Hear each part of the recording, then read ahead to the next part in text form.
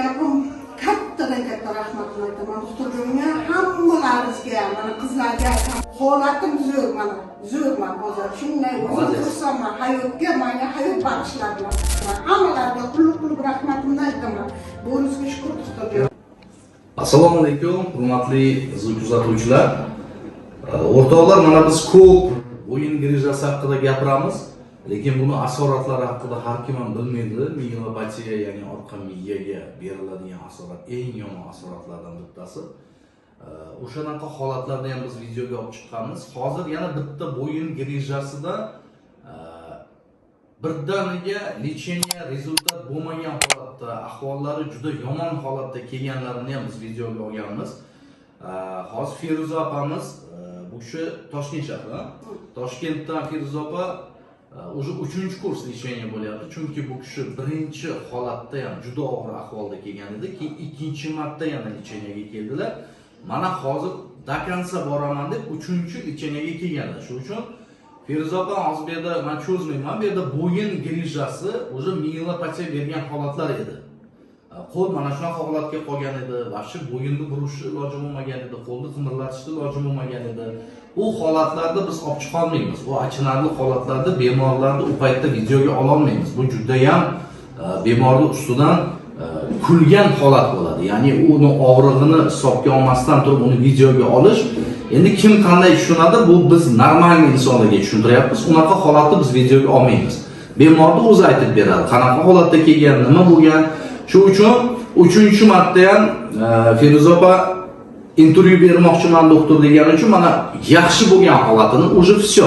Bu kishi bizga уже kelmasa ham bo'ladi, profilaktika uchun 1 yilda 1 marta kelsalar bo'ladi. Все. Boshqa paytda o'sha aytganlar qilingan, juda chotki o'zgarish, вообще idealni zo'r.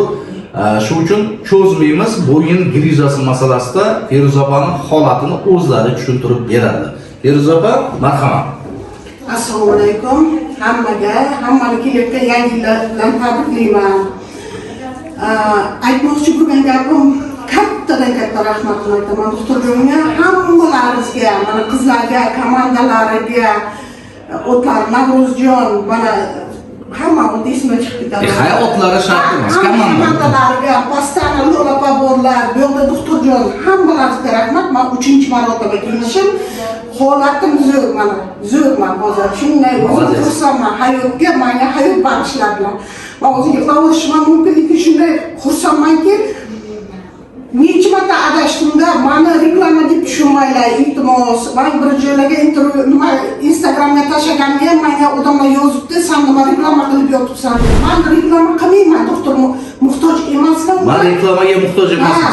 Muhtoj emaslar. Bu adashib yurmanglar, iltimos keling, meni kelsangizlar, mana ko'rasizlar. Masalan, boshqa doktorlarni ham o'zi bergan nima deydi, mana bu tushuntirib berganlardan bilib olasizlar. Doktor qanday beryaptilar, tushuntiryaptilar. Har bir darslarni ko'rib boraman men. Har bir intervyularni ko'rib boraman. Men shu yerdan mana shifo topdim. To'g'ri, bizga uzoqroq, yana filiallar ko'paysin, ilohim doktorjonning bansalari yana kasal kamaysin. Lekin mana shunaqa specialistlar bo'lishini biz tilaymiz, chunki bizga yordam kerak. Biz topolmaymiz. Biz adashib, u yoqqa boramiz, kim kirib borsa ketaveramiz. Lekin haqiqatan men shu yerga kelib davotim, doktor hozir kelmasangiz ham, lekin men kelaman yana kelaman. Men lekin hozir zo'rman, zo'r holatda. Birinchi marta arasini cho'zib oldim, noto'g'ri ish qildim. Ikkinchi marta, 3-marta aytgan vaqtlarida, bu safar ham aytgan vaqtlarimga kelaman. Hammalariga qulluq rahmatimni aytaman. Bo'ringizga shukr doktorjon. Alloh shifo bergani rost bo'lsin. Mana bu yerda aytayapsiz, reklama boshqa o'rtoqlar. Bu kim qanday tushunadi? Bu internetda masalan normal insonlar ham o'tiradi, endi salgina kirishga ketganlar ham o'tiradi. Biz reklamaga muhtoj emasmiz. Opani noto'g'ri yozib, unaqa Instagramga nima qilmanglar. Siz e'tibor ham bermang bunaqa narsa. Shuning uchun bu kishi o'zini emonsiyasi, bu kishining hayoti, bu hayot mamot narsalar edi. Bu kishi boshidan o'tkazganini faqat o'zi biladi, Alloh biladi. Biz shu holatni ko'rganmiz, uni biz bilamiz. Buni hech kimga isbotlamoqchi emasmiz.